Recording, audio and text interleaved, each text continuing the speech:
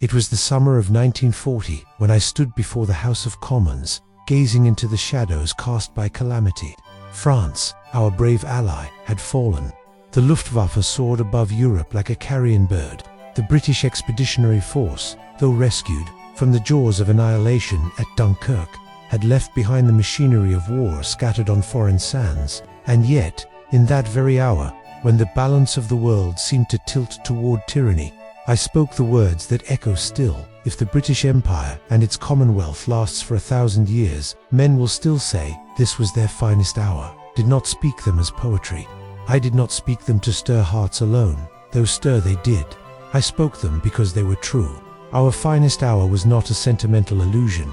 It was forged in sweat, fire, and the iron grip of duty. It was the hour in which ordinary Britons stood where giants had once tread, not out of glory, but out of grim necessity. To those watching me now in this new century, where screens flicker in your palms and satellites whisper above your heads, let me ask you this: do you truly know what it means for a nation to be alone? We were alone. Alone, not in spirit, but in arms. Alone, facing a juggernaut, the Nazi war machine, vast, disciplined, merciless.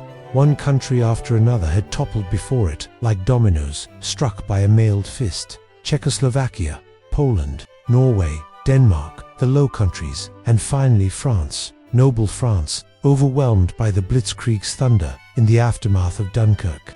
We recovered over 300,000 souls, plucked from death by a fleet of courage, fishing boats, merchant ships, yachts, even paddle steamers. It was, as I said then, a miracle of deliverance. But let no one mistake retreat for victory. A miracle it may have been, but it was born of disaster. We had escaped, but we had left behind rifles, cannons, trucks, and the blood of our allies. Europe had become a continent draped in swastikas, and so I came before the House and the people, not with the bomb of false hope, but with the bitter truth. The battle of France was over. The Battle of Britain was about to begin. Now I say to you in 2025, you who dwell in comfort purchased by the sacrifices of others, do not forget what that hour demanded. Do not sanitize it. Do not reduce it to sepia-tinted nostalgia. It was not cinematic glory. It was terror, uncertainty, and the weight of history crashing upon our shoulders. It was the realization that should Britain fall, the world might slide into an abyss of a new dark age, made more sinister, and perhaps more protracted, by the lights of perverted science. Yes, I said those words then, and I stand by them now, because tyranny, though it may change its uniform, does not change its ambition. In every age, there are those who would rather rule in blood than serve in peace. And in every age, there must be those who stand firm, not because they are unafraid, but because they are resolved. You, watching this, yes, you must ask yourself, what would you have done? Would you have cowered, or stood? Would you have grumbled of rationing and inconvenience, or would you have tightened your belt and blacked out your windows? I often wonder how my words land upon ears that have never heard an air raid siren scream in the night, who have never seen the sky alight with the fires of war, who have never watched their capital city pounded nightly by bombers while the government sleeps in bunkers and citizens huddle in underground tunnels. Yet still, even today, in your clean streets and digital dreams, there is value in remembering, not for mourning's sake, but for vigilance. For liberty, if taken for granted, is lost in silence. If you believe that such times can never return, I urge you to study history not as a catalogue of dates, but as a living warning. Civilization is not a natural state. It is a precious, fragile construct held aloft by courage and duty. I did not say this was our easiest hour. I said it was our finest, because it was hard, because it demanded everything, and because we gave it. If these words move you, then speak of them, share them, comment upon them, not for vanity's sake, but because remembering matters. Pass them on to a generation that thinks peace is the default, not the prize.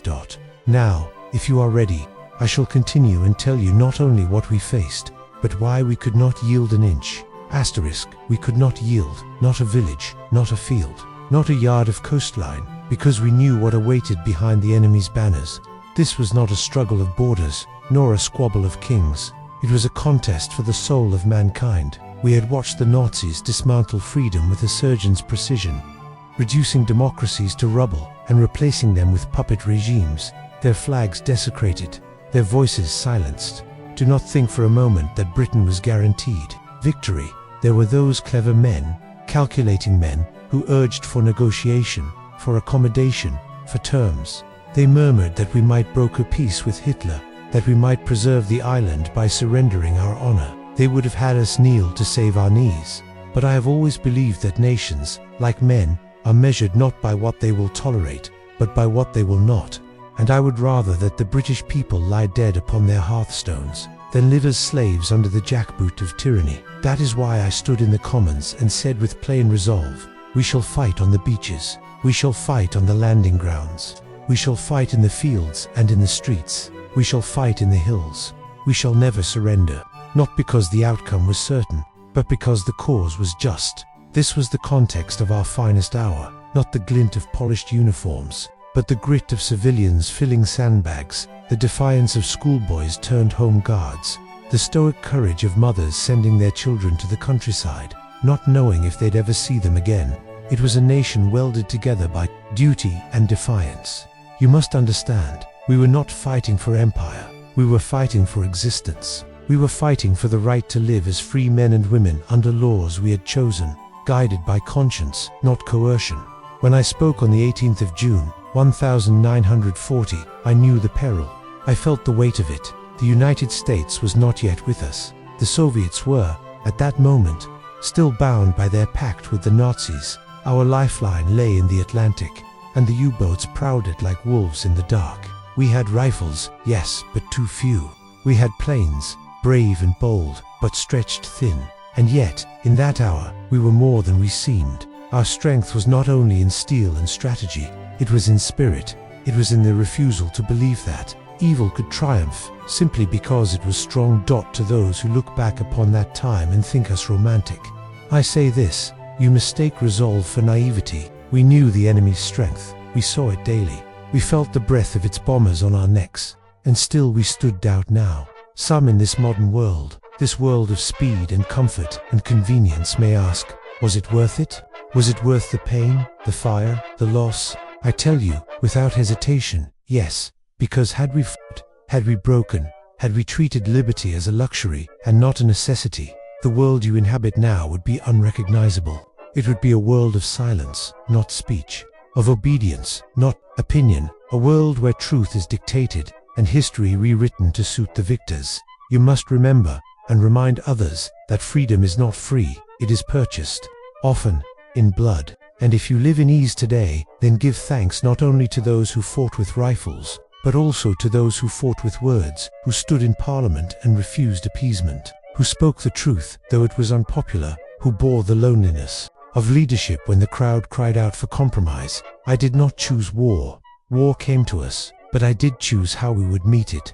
I chose to meet it standing upright, unbowed, and unbroken. This was our finest hour, not because we won, but because we refused to surrender, because we held the line, even when the horizon was dark and the odds dismal.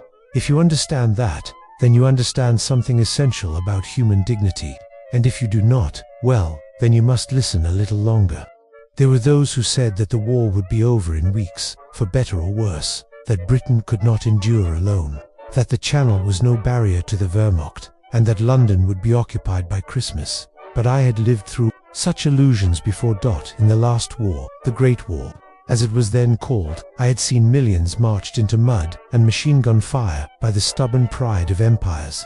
I had seen the best of a generation lost in the mire of Flanders, and I had seen what happens when peace is made poorly, when armistice is mistaken for resolution and vengeance for justice. We sowed the seeds of that conflict's return by failing to finish its work. That is a lesson I bore into the Second World War like a stone in my breast pocket. Evil left unbeaten is evil renewed. When I came to lead in 1940, I knew we could not merely survive, we had to endure and then prevail. To stand still was to drown, and I knew that words, rightly wielded, were weapons, not empty rhetoric, but the means to stiffen resolve, to forge unity, to warn the slumbering democracies of what was coming if they did not rouse themselves. That is why I spoke not merely to Parliament, but to the world. My voice, rasping and defiant, was broadcast on radio waves that danced across the Atlantic and echoed down the alleyways of Europe. I wanted our enemies to hear us, and our allies yet unborn. The speech I delivered that June day was not carved in calm reflection. It was born in fire. It was delivered at a time when our very skies buzzed with menace. Hitler had turned his gaze toward us, not with curiosity, but with hunger. He believed us broken. He believed the empire a rotting husk, ripe for conquest. And he believed, as tyrants always do, that the will of the people was soft, a candle easily blown out. He was wrong. Let me tell you what that summer was truly like. The nights grew longer, and the air raid sirens pierced the silence like banshees. Fires raged where homes had stood. Children slept in the underground, while their parents watched the rooftops for falling death. Every morning, people stepped over rubble to open shops, serve tea, sweep the pavement, and carry on. Not because they were blind to danger, but because they would not yield to it. This to me was the heart of Britain. Not bravado, but backbone. The quiet, relentless courage of a people who refused to be intimidated. I ask you, wherever you are watching from in this strange, gleaming world of yours, do you possess that kind of courage? Do your children? Have you taught them not only their rights, but their responsibilities? For liberty is not a warm bath in which to soak. It is a sword and a shield, and it must be tended. The enemy changes its mask from age to age. It may come draped in ideology, in faith, in profit, or in power, but the hunger is always the same: to control, to dominate, to erase. Back then, we faced a monster whose ambitions were scrawled across Europe in fire and blood. But he, too, miscalculated. He thought Britain was decadent, that our empire had gone soft, that our people were distracted, unserious, divided. He did not reckon with what the English Channel truly represented, not just a stretch of water, but a moat for the fortress of the free. Nor did he understand what it meant to fight a people who had long ago chosen to live by law, not by decree. When I said it was our finest hour, I did not mean it was glorious. I meant it was essential. In that hour, every ounce of British resolve, every echo of Magna Carta, every ghost of Agincourt, Trafalgar, the Crimea, was summoned. And yes, we faced the real possibility of invasion. Operation Sea Lion, they called it. Hitler's plan to sweep across the Channel and place his boot upon our throat. I had no illusions about the peril.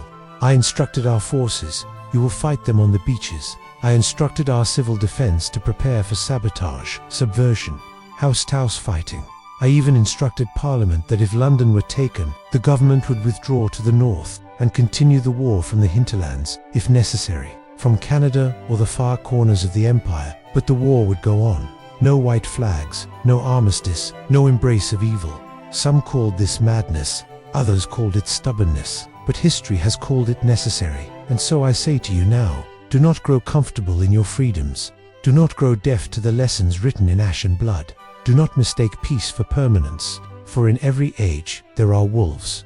Asterisk, we faced the wolves then, and I dare say you face them now, though they may wear tailored suits, smile on screens, and speak in the dulcet tones of progress. But do not be deceived. The appetite for domination is not a relic of the past.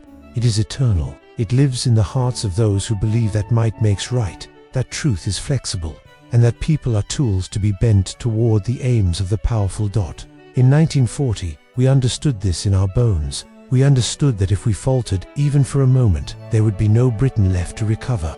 There would be no parliament to reconvene, no newspapers to protest, no churches left unshut, no schools teaching anything but the words of the Führer. It would be a long night indeed, made more terrible because we would have invited it by surrender. And so, though our navy was battered, our army rearming, and our cities exposed, we stood firm. The Royal Air Force, that thin blue line in the sky, prepared to meet the Luftwaffe in battle.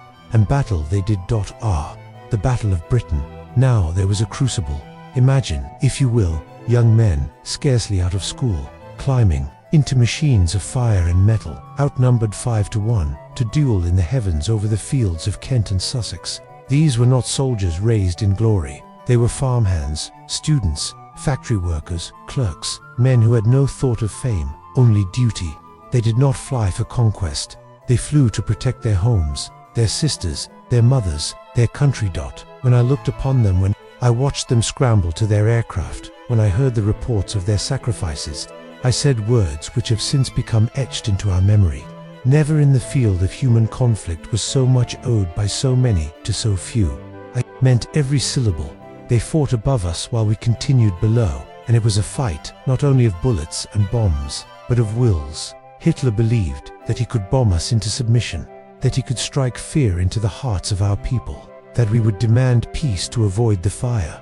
But fear, real fear, has an odd effect on free people. It does not always drive them to their knees. Sometimes it lifts them to their feet. And so it was in Britain. We did not break. We stiffened. We carried on. We kept calm. Yes, and we did indeed carry on. Shops reopened hours after they were bombed. Firefighters slept in their boots. Families planted gardens in the ruins of their streets. And the nation, this small rain-swept island, became a beacon in the night. You, in 2025. You, who have never tasted rationed bread or counted the seconds between siren and impact, you must understand, this was not an accident of history. It was a decision. A million decisions, taken daily, to resist despair, to resist lies, to resist the tempting comfort of surrender.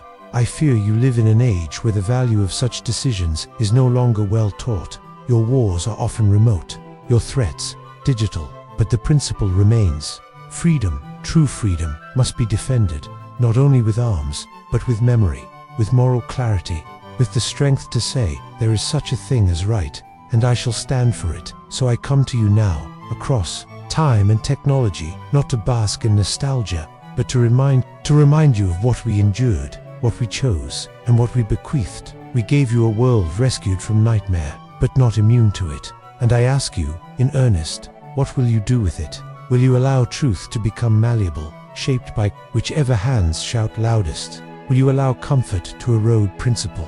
Will you trade liberty for convenience? Or will you, like those boys in their Spitfires, choose duty over ease, honor over popularity? Will you be the new guardians of the freedoms your forebears bled to preserve? If you've listened thus far, then I thank you. But I also challenge you, do not let this be a moment of passing interest. Let it be a summons. Share this message, pass it forward. Speak it to your children and grandchildren. Let them know what it costs to build the world they now enjoy. 4. If they do not know it, they will not value it. And if they do not value it, they will not defend it. And should that hour come again, as it always does, when the light trembles and the night grows bold, may you, to earn the right to say, asterisk, asterisk. You may ask, why does the voice of an old man, long since departed, matter now? Why stir these embers when the fire of that war has long gone cold? Because the flame of freedom is never truly safe. It must be watched. It must be fed. It must be guarded always. And though the enemies of liberty no longer wear the brown and black uniforms of my day, they are no less real. They may call themselves saviors, reformers, progressives, but always they are the same. They wish to control what you think, what you say, how you live. They promise security and demand obedience. They offer utopia and deliver servitude. Must not let them. We fought in 1940 not merely to survive. We fought so that men and women could stand upright, so they could speak their minds without fear, worship freely, think openly, and shape their own destinies. That is the true prize. That is what we defended in our finest hour. Not land, not pride, but dignity. Human dignity. The world you inhabit now was bought with that resolve. You watch me not under tyranny, but in liberty, because we said no when it was most dangerous to do so, because we did not bow, because we chose the harder path. And I would ask you, in return, to do the same. Remember us, not with pity, but with pride. Carry forward the burden we once bore. Let your children know that freedom is not the default setting of mankind, but a deliberate, defiant choice made by those who will not kneel to evil. Let them read our words, hear our voices, see our courage not as legend, but as a mirror, a standard, a call.